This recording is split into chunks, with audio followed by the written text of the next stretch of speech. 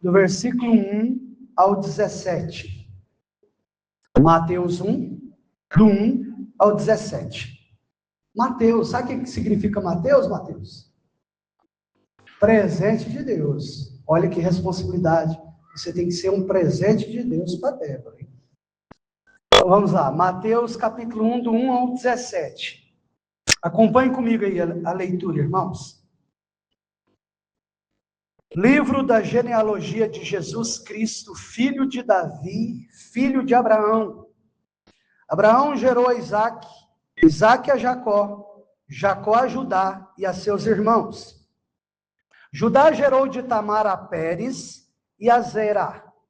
Pérez gerou a Esrom, Esrom a Arão, Arão gerou a Aminadab, Aminadab a Naasson, Naasson a Salmão, Salmão gerou de Raabe a Boaz. Este de Rute gerou a Obed, e Obed a Jessé. Jessé gerou ao rei Davi, e o rei Davi a Salomão, da que fora mulher de Urias. Salomão gerou a Roboão, Roboão a Abias, Abias a Asa. Asa gerou a Josafá, Josafá a Jorão, Jorão a Uzias. Uzias gerou a Jotão, Jotão a Acás, Acás a Ezequias. Ezequias gerou a Manassés, Manassés a Amon, Amon a Josias. Josias gerou a Jeconias e a seus irmãos, no tempo do exílio na Babilônia. Depois do exílio na Babilônia, Jeconias gerou a Salatiel, e Salatiel a Zorobabel. Zorobabel gerou a Abiúde, Abiúde a Eliaquim, Eliaquim a Azor, Azor gerou a Zadok, Zadok a Aquim, Aquim a Eliúde, Eliúde gerou a Eleazar, Eleazar a Matã, Matã a Jacó, e Jacó gerou a José, marido de Maria, da qual nasceu Jesus, que se chama o Cristo. De sorte que todas as gerações, desde Abraão até Davi, são 14. Desde Davi até o exílio na Babilônia, 14. E desde o exílio na Babilônia até Cristo, 14. Somente até aí, irmãos, oremos. Pai, louvado, glorificado, exaltado, bendito seja o teu nome, Pai, no nosso meio. Te damos graças pela tua palavra que é viva, que é eficaz e sempre, sempre, sempre fala fortemente aos nossos corações. E acreditamos que não será diferente nesta noite. Dá-nos iluminação do teu Espírito para a honra e glória do seu santo nome, em nome de Jesus. Amém e amém, Senhor. Louvado seja Deus. Meus irmãos, aliança da graça. Essa é uma doutrina, é um ensino antigo, que também é chamado de teologia da aliança, ou teologia do pacto. Para quem nunca ouviu essas palavras, ou essa doutrina, ela basicamente significa o seguinte: é a aliança que Deus fez com o homem pecador. Aliança essa que, se Deus não faz com o homem, este homem nunca, jamais, de forma alguma, seria salvo. Nós só somos ou só seremos salvos se Deus fizer essa aliança conosco. A Bíblia vai nos ensinar que Deus é um Deus de aliança. Nós cantamos aqui agora há pouco. Ele é um Deus de promessas, ele é um Deus de alianças. E aliança significa compromisso. A aliança de Deus é diferente das nossas alianças. A aliança de Deus conosco, ela não é bilateral, ela é unilateral. Ou seja, ela não depende de nós cumprirmos a nossa parte para ele cumprir a dele. Porque se dependesse de nós para ele cumprir a dele, nós estaríamos enrolados. Não haveria aliança eterna. A palavra do Senhor vai dizer que com amor eterno Deus nos amou. E esse amor compete ao passado, presente e ao futuro. mas é porque ela depende só de Deus, ela é unilateral. Deus faz aliança conosco, nós não cumprimos, nós não conseguimos cumprir a nossa parte, mas Ele vem, cumpre a nossa parte. Ele cumpre a parte dele, Ele cumpre a nossa parte. E essa teologia da aliança, aprofundando, como eu disse no início do culto, ela nunca é para você sozinho.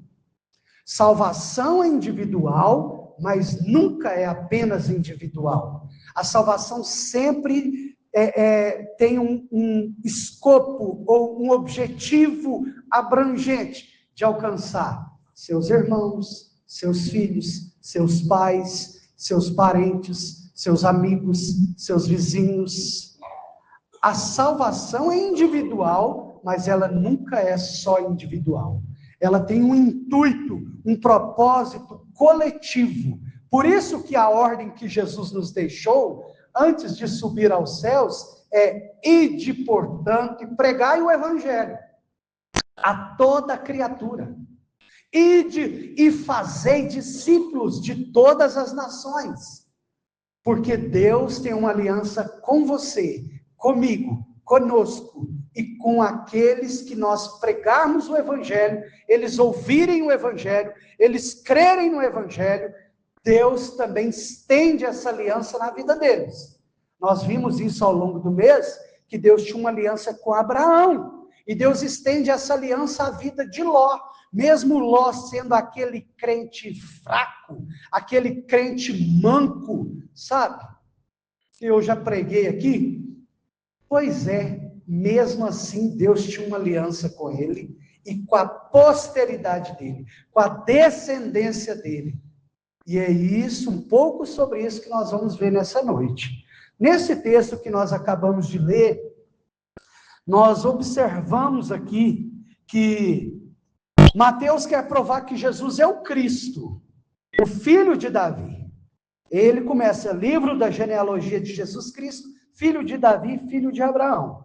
Por isso ele começa com a genealogia. E no versículo 17 ele mostra que a história não está solta. No versículo 17 ele diz: de todas as gerações, desde Abraão até Davi, são 14. De Davi até o exílio da Babilônia, 14. Do exílio da Babilônia até Cristo, mais 14. Então ele vai deixar claro que isso não é uma história solta. Em palavras mais simples, a sua salvação não é por acaso, não é aleatória. Deus não, eu acordei melhor hoje. Deus nem dorme, né? Mas só imaginando, conjecturando. Eu olhei para ele e eu vou salvar ele. Não, não é aleatória.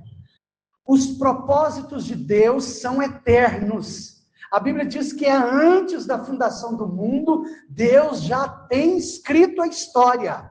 E você faz parte dessa história.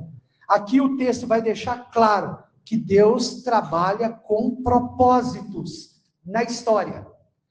Ao término do livro de Ruth, nós chegamos à seguinte conclusão, semana passada. Deus escreve a nossa história, e mesmo que nós não entendemos as coisas que passamos, Deus continua no controle dela. Deus continua com propósitos maiores e melhores do que os nossos. Então eu quero refletir nessa noite com você sobre este tema, a aliança da graça na história da família. A aliança da graça, que é o compromisso de Deus salvar. Mas nós vamos ver isso na história da família.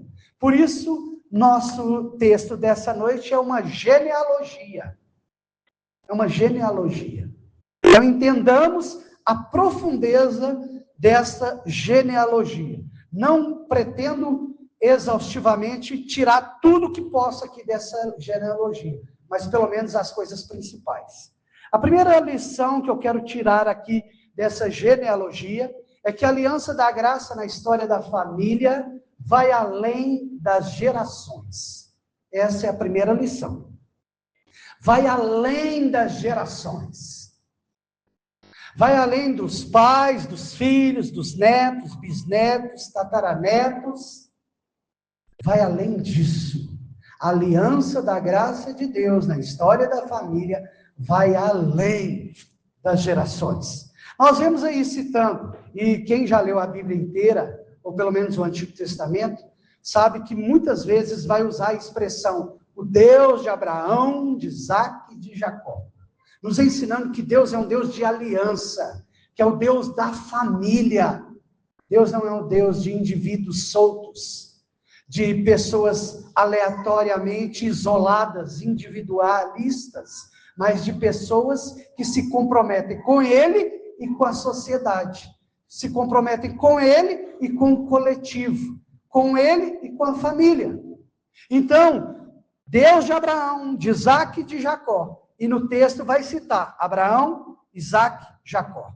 Deus chama Abraão em Gênesis capítulo 12, dizendo, de ti farei uma grande nação. Promete uma terra nova para ele. Promete uma grande descendência.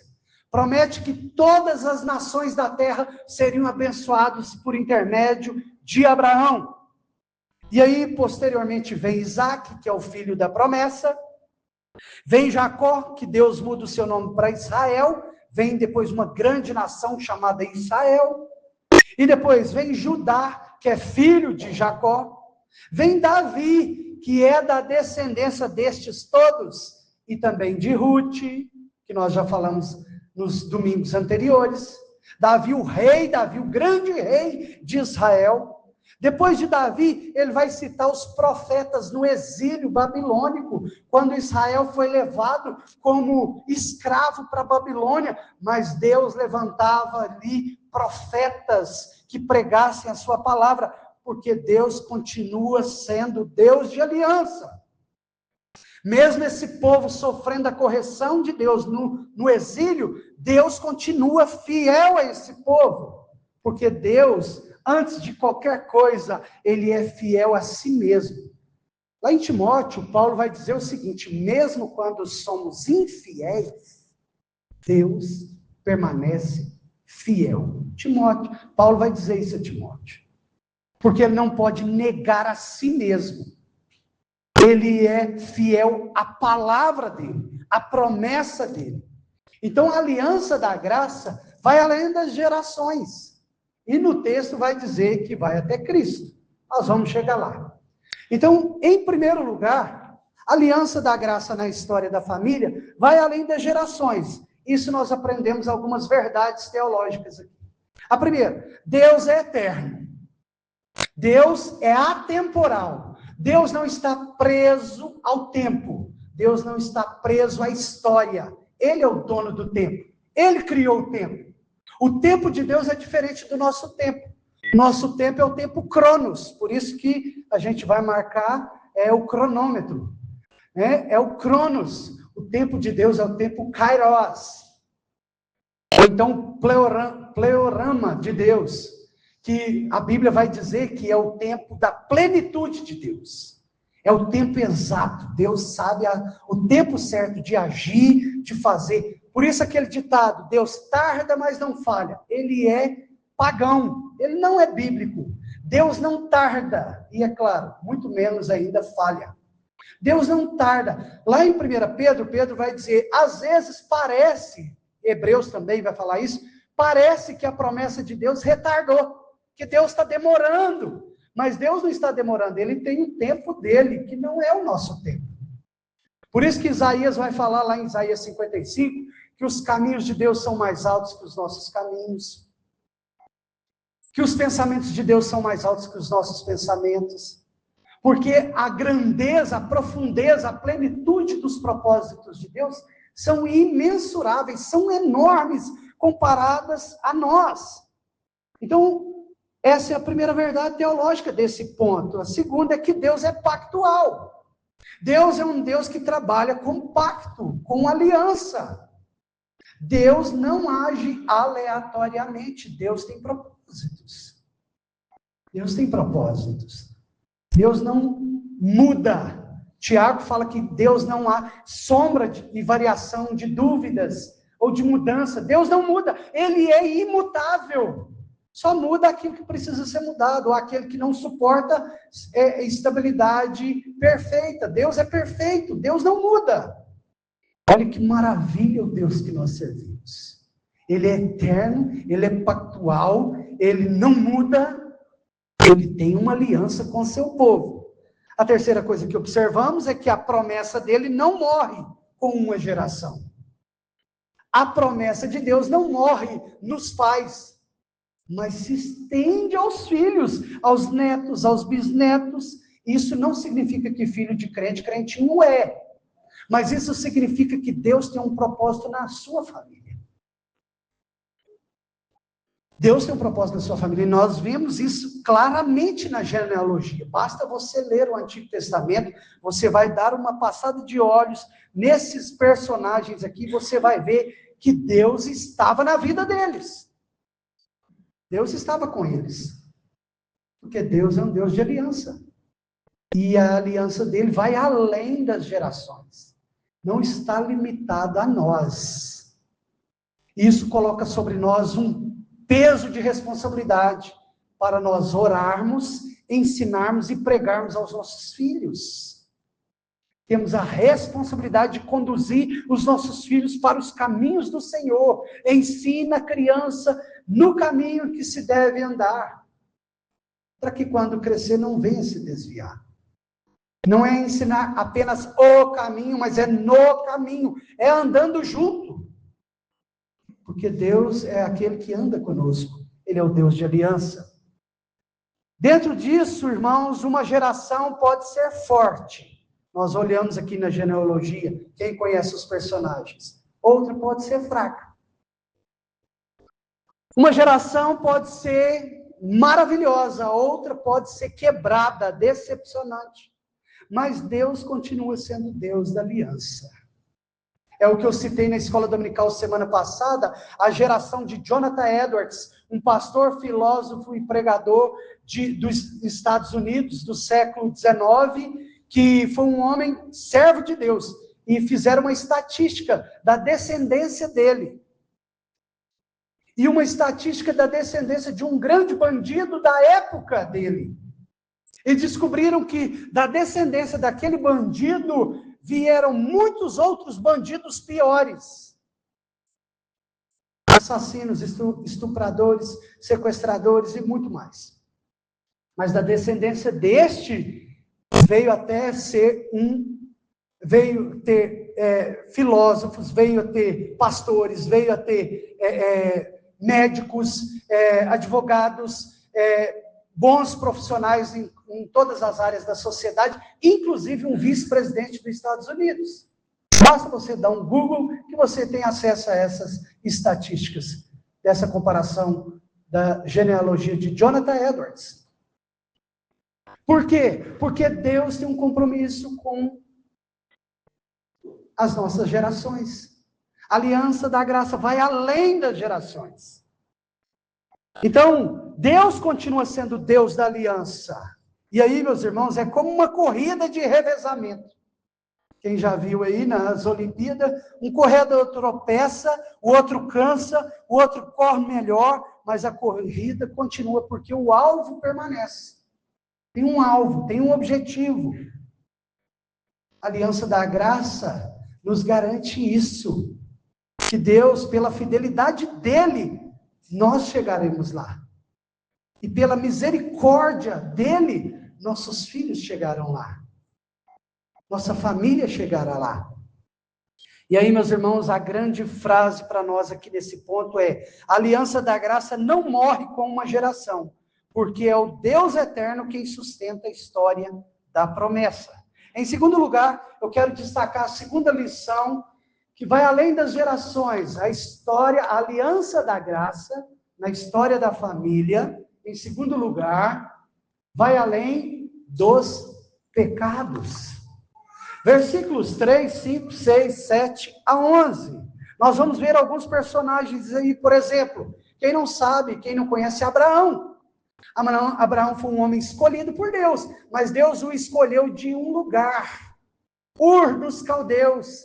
Ele era simplesmente pagão, idólatra, morava e vivia em meio aos idólatras, mas Deus escolheu ele. E falou: vai que eu te mostrarei uma terra. Abraão simplesmente obedeceu e foi. Mesmo Deus fazendo uma aliança, uma promessa na vida dele, em dados momentos, Abraão mentiu. Mas Deus cumpriu a promessa na vida de Abraão. Veio o filho de Abraão, Isaque. Isaque imita Abraão no seu pecado. Isaque numa oportunidade de perigo, ele também mente. Mas Deus continua fiel à sua aliança. Um dos filhos ali de Isaque, Jacó, de repente se demonstra como um enganador, passa para trás do seu irmão Esaú. Ele é um enganador, Jacó significa enganador. E meus irmãos, ele engana, mas Deus permanece fiel à sua promessa. Um dos filhos de Jacó, o que vai vir a descendência de Jesus, se chama Judá. Judá caiu em vergonha. Judá ali, ele ele é enganado por sua nora, no meio de um caminho, ela finge ser uma prostituta, e ele se deita com ela, e ele cai em vergonha. Nós vemos também que da descendência de Judá, vem posteriormente Davi. Davi é um rei segundo o coração de Deus, mas Davi adulterou. Davi participou ativamente do homicídio de Urias, o marido da mulher Batseba. Mas Deus permaneceu fiel à sua aliança. Salomão, filho de Davi, isso está na genealogia de Jesus, irmãos. Salomão, filho de Davi, ele se desviou, teve 1000 mulheres, 700 esposas e 300 concubinas. Muitos desses relacionamentos eram políticos, mas ele as possuía e tinha ali os seus ídolos, e ele se misturou com os ídolos daquelas mulheres, ele se desviou, Salomão se desviou, mas Deus permaneceu fiel à sua aliança. Depois, mais tarde, nós vamos ver um dos reis, que vai citar aí no texto, o rei Manassés. Manassés se afundou em idolatria. A Bíblia diz, basta você ler lá, que ele se envolveu até com feitiçaria, a ponto de sacrificar os próprios filhos ao deus Moloque, que era um deus pagão, um ídolo. Manassés é levado para outra terra, é preso, sofre as consequências, ele se arrepende dos seus pecados. Manassés está na genealogia de Jesus, porque Deus é um Deus de aliança. Nós vemos aí outro nome, um rei chamado Asa, o rei Asa. Esse rei foi maravilhoso, eu gosto dele, já dei estudos demais sobre ele. Ele promoveu grandes reformas religiosas em Israel, mas quando ele chegou mais velho, ele adoeceu, deu uma doença nos pés, e ele não consultou a Deus, ele não confiou em Deus, ele foi atrás dos médicos, e no texto vai dizer e colocar isso como uma coisa negativa. Não estou falando que seja errado ir nos médicos, pelo contrário, precisamos ir nos médicos, Deus ordena que a gente use os meios que ele colocou diante de nós, mas excepcionalmente Asa, o texto vai dizer que Deus não se agradou, porque ele não confiou em Deus. Mas Deus continua a sua aliança. Então, quando nós olhamos para a genealogia de Jesus, nós vamos ver aqui, e eu nem estou falando dos outros, como Roboão, que promoveu divisão no reino de Israel, não estou falando dos outros, mas nós vamos ver aqui a decadência do pecado na vida desses homens. A genealogia vai citar algumas mulheres aí, de forma direta e indireta. Vai citar Tamar. Tamar é a nora que enganou o sogro, Judá.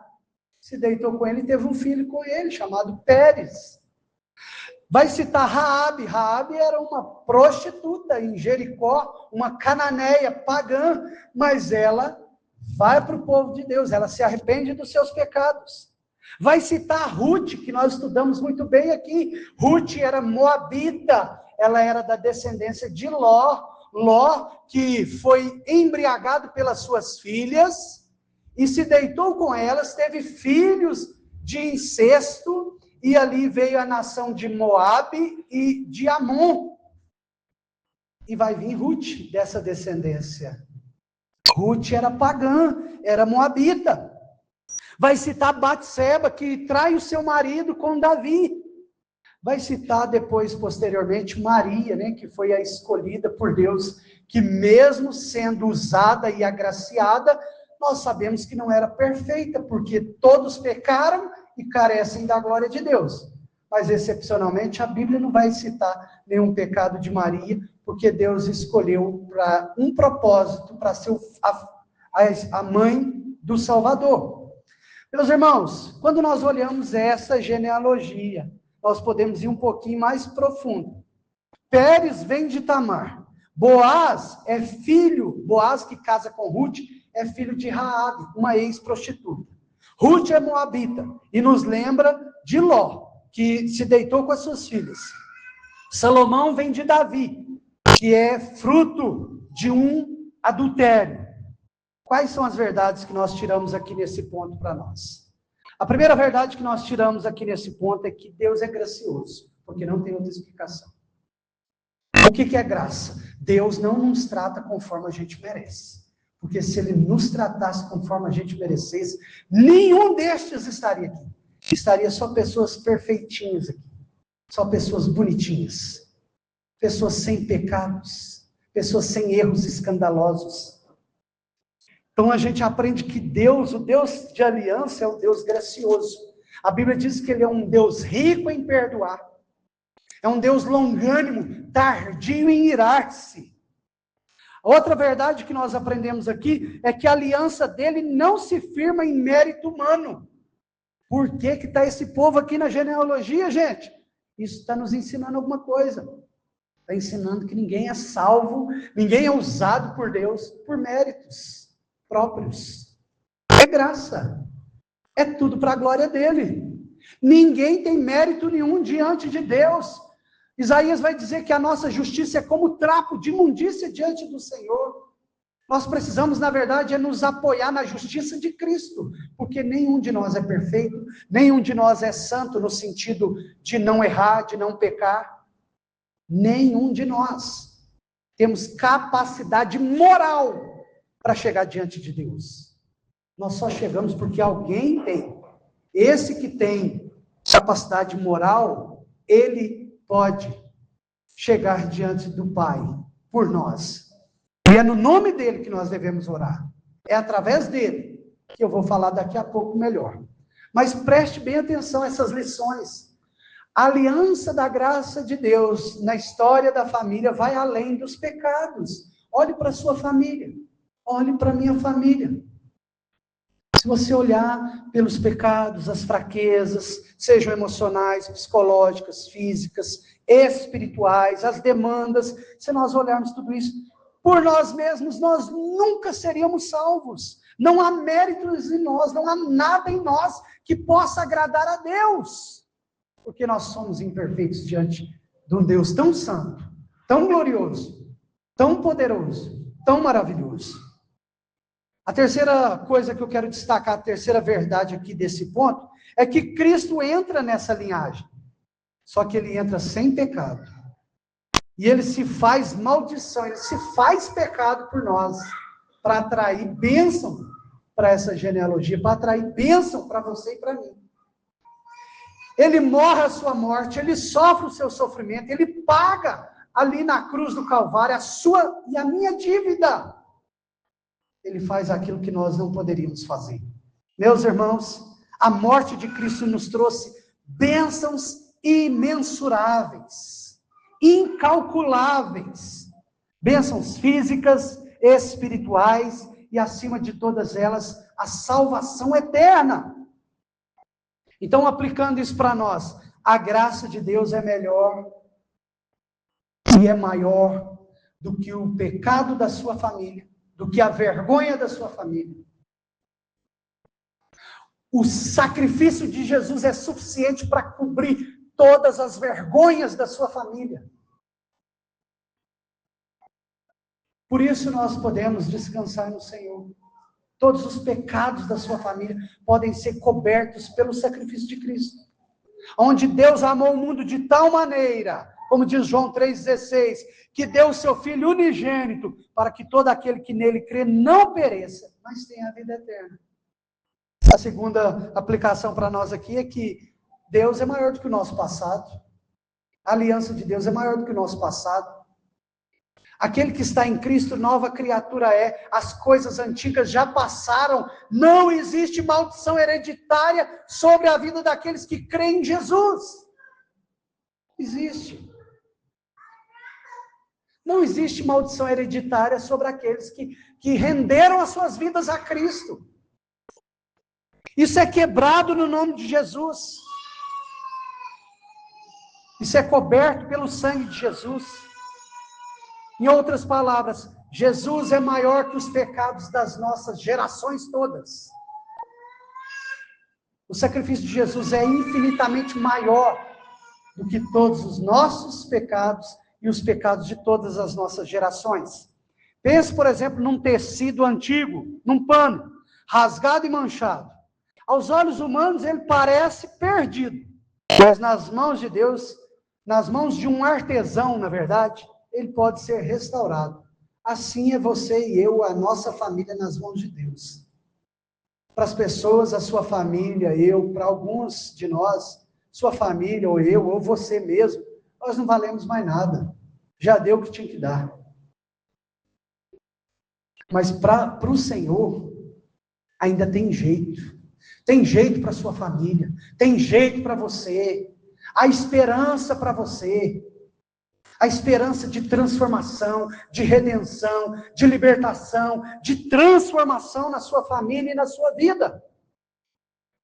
A frase-chave, portanto, desse ponto é: a aliança da graça vai além dos pecados, porque Cristo se fez maldição para que os nossos pecados fossem pagos e nós fôssemos abençoados.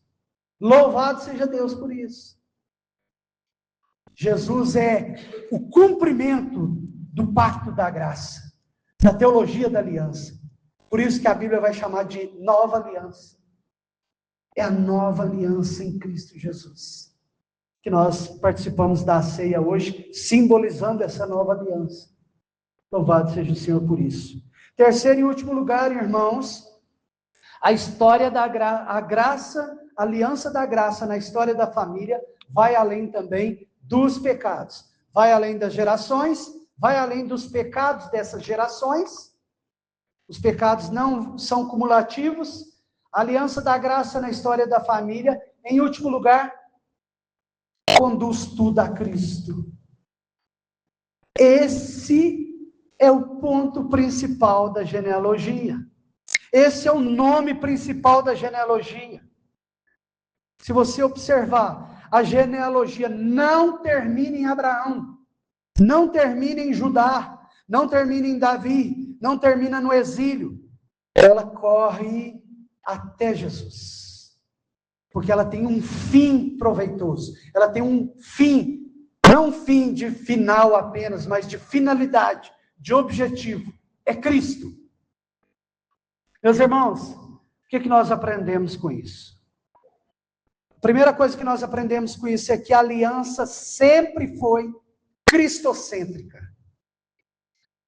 Deus não salva você, não salva sua família, para que vocês esbanjem e achem que vocês sejam melhores do que os outros.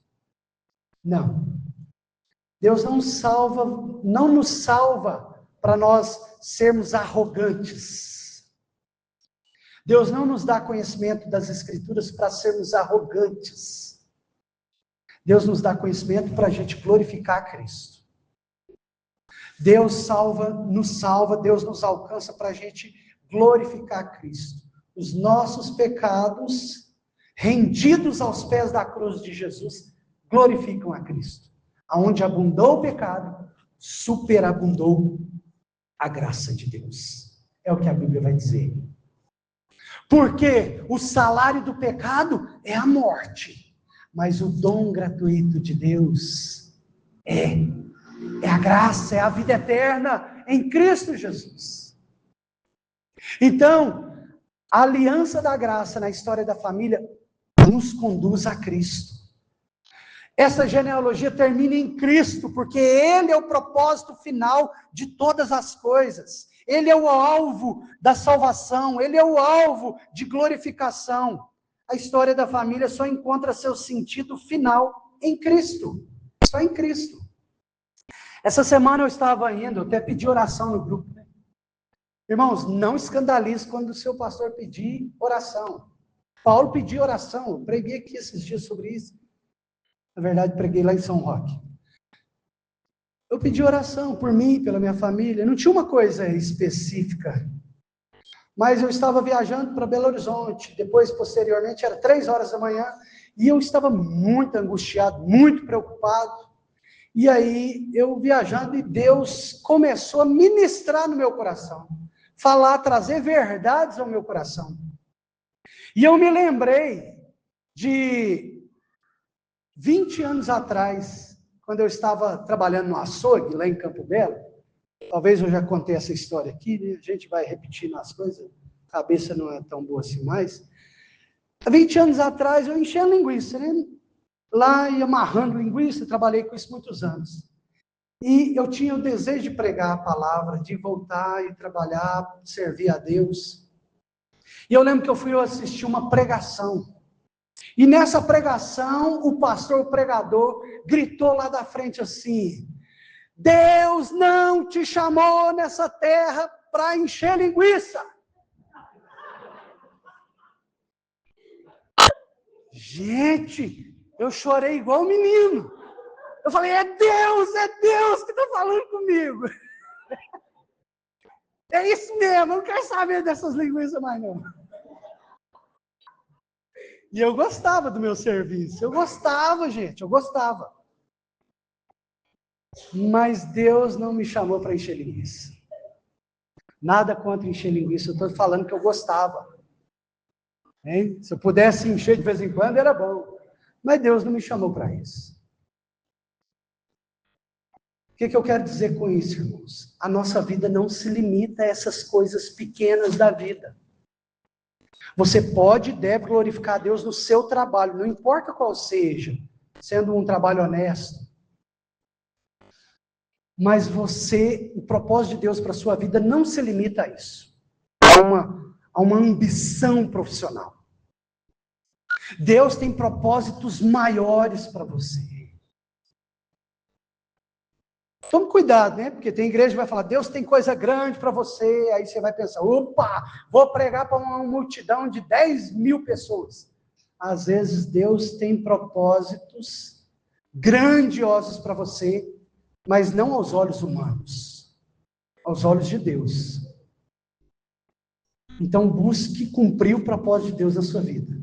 Porque a história, a aliança da graça na história da família conduz a gente e a nossa família para Cristo. Esse é o propósito. Não foi esse o propósito de Ruth? Não foi por isso que aconteceu uma fome, uma tal fome lá na casa do pão, que não podia faltar pão. Nós estudamos isso no primeiro capítulo de Ruth. E aí, uma tal família, por acaso, vocês acham? Por acaso, saiu e foi para Moabe, chega lá, morre pai todo mundo. Será que isso é por acaso? Morre Elimeleque, morre Malom, Quilion, o esposo e os filhos de Noemi. Será que isso é por acaso? Mas antes eles casam. Os filhos dela casam. E aí uma das noras volta com ela para Israel. Por acaso? Uma ficou, a outra foi. Não é por acaso.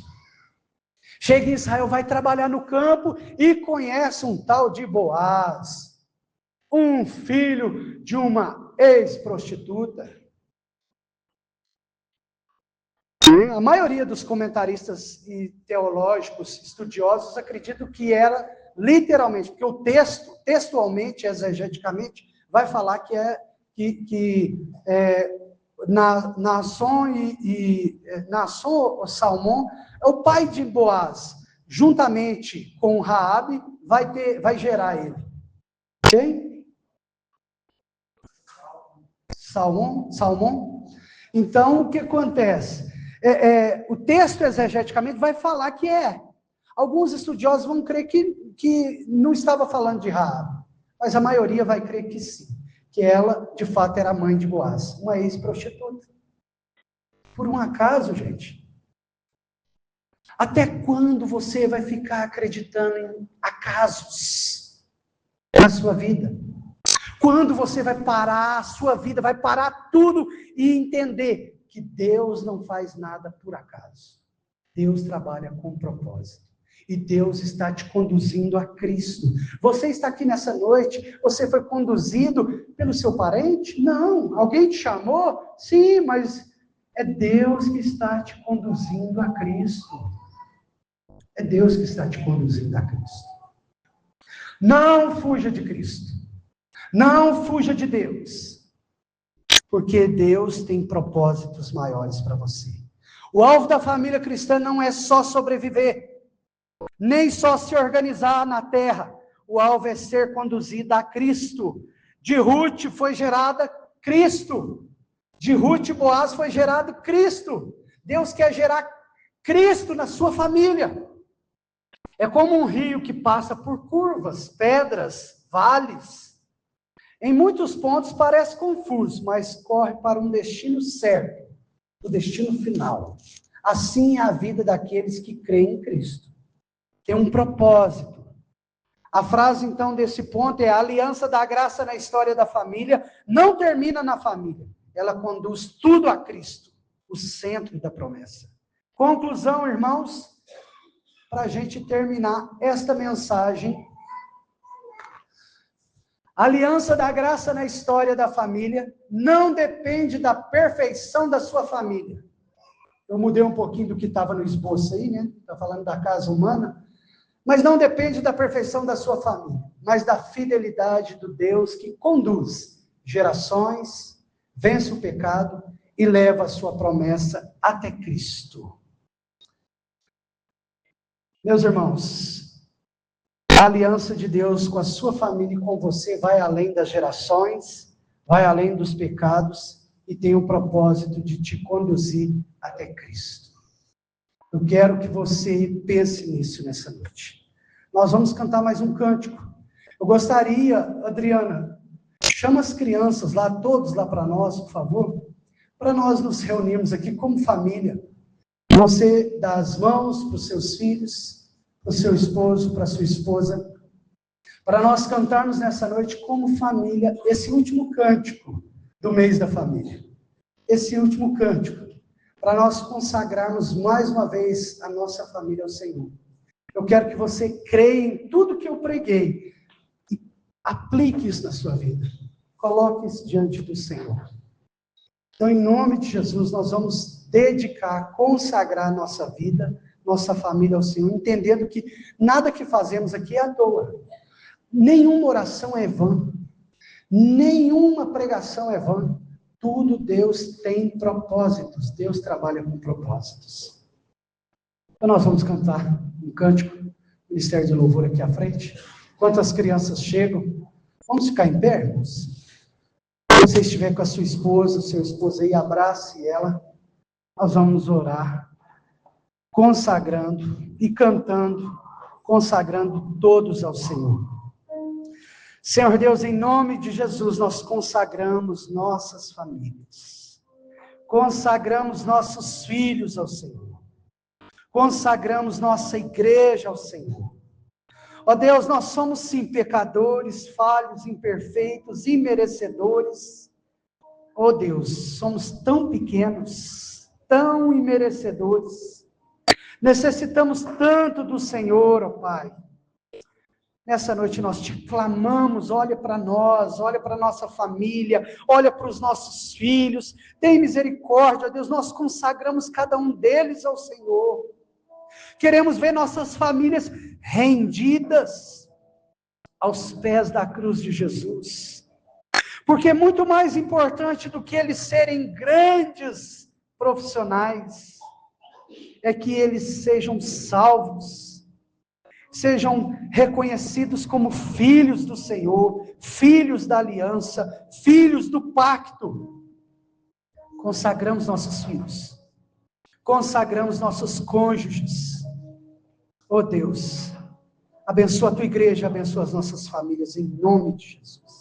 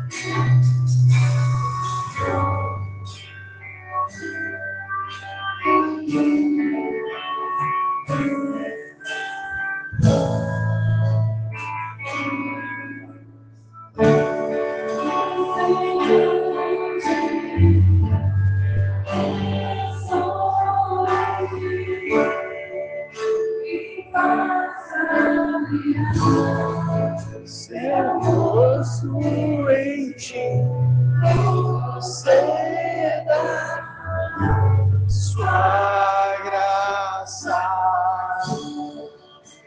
e de